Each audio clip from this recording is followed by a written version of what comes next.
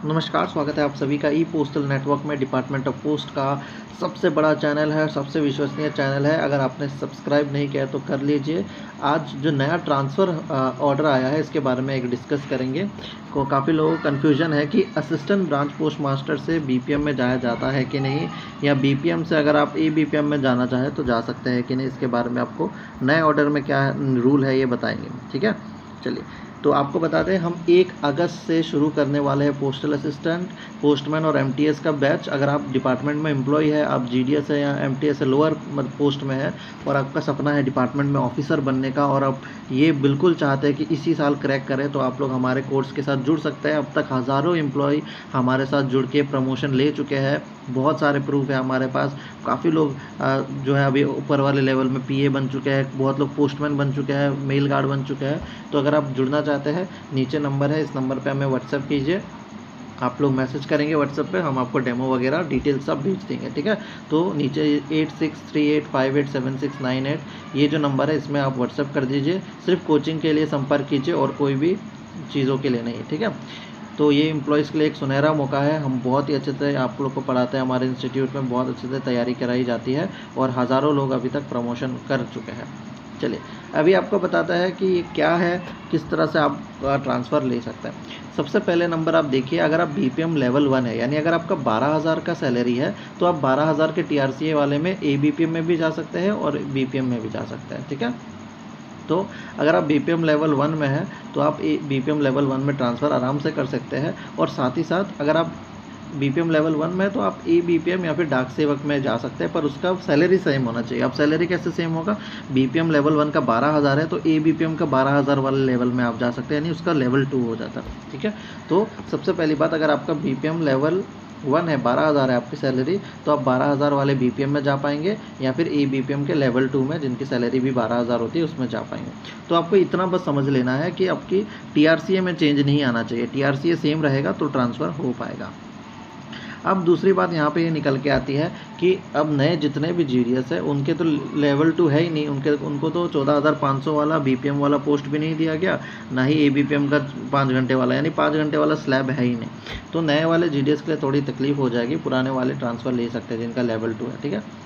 तो यहाँ पर हमारा कंप्लीट हो गया बीपीएम 12,000 वाला। अब जो बीपीएम पुराने हमारे ब्रांच पोस्ट मास्टर है, जिनका 14,500 अब सैलरी है, और वो किस में जा पाएंगे? वो सिर्फ बीपीएम लेवल 2 में ही जा पाएंगे। क्यों? क्योंकि एबीपीएम में अगर जाएंगे तो सैलरी कम हो जाएगी, टीआरसीए कम हो जाएगा। तो आपको बस इतना याद रखना है, टीआरसीए सेम होना चाहिए, ठीक है। तो ये बीपीएम लेवल 1 और बीपीएम लेवल 2 का हो गया। अब बीपीएम या डाक सेवक जो 10,000 की सैलरी होती है लेवल 1 की, वो किस में जा सकता है? वो सेम बीपीएम में ही जा सकता है, क्योंकि बीपीएम में तो जा नहीं पाएंगे, उनकी सैलरी ज़्यादा हो जाती है। वहीं चौथा कैटेगरी देखिए, अगर आप बीपीएम लेवल 2 में है, यानी अब आपका जो बीपीएम है या डाक सेवक है, आप लेवल 2 में है, यानी कि अगर आपका 12,000 बेसिक पे है, टीआरसीए है, तो अब आपके पास बीपीएम का भी ऑप्शन खुल जाता है। जी हाँ दोस्तों, ये नए लोगों के लिए तो नहीं हो पाएगा क्योंकि अब भर्ती नहीं होती है 12,000 वाले भी बीपीएम में, लेकिन जो पुराने वाले हैं वो ज़रूर जा सकते हैं बीपीएम में, ठीक है। वो क्योंकि उनका 12,000 सैलरी सेम हो जाएगा, बीपीएम का 12,000 और बीपीएम का 12,000 लेवल 1 का, ठीक है।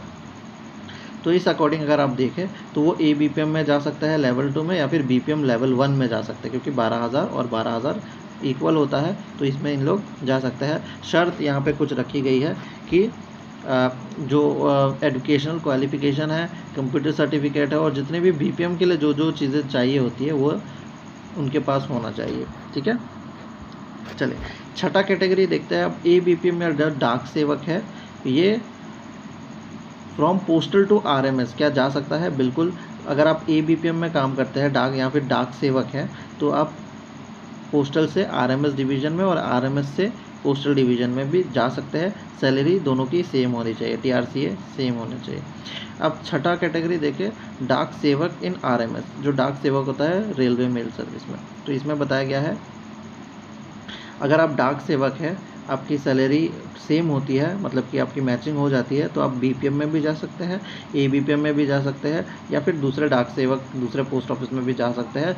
सेम वही बात होगी अगर सैलरी टीआरसीए सेम है, ठीक है। और बाकी चीज़ें जैसे एजुकेशनल क्वालिफ़िकेशन, कंप्यूटर सर्टिफिकेट, ये सारी चीज़ें अगर आप ला पाते हैं या फिर आप मैच कर पाते हैं तो आप आराम से चेंज कर सकते हैं।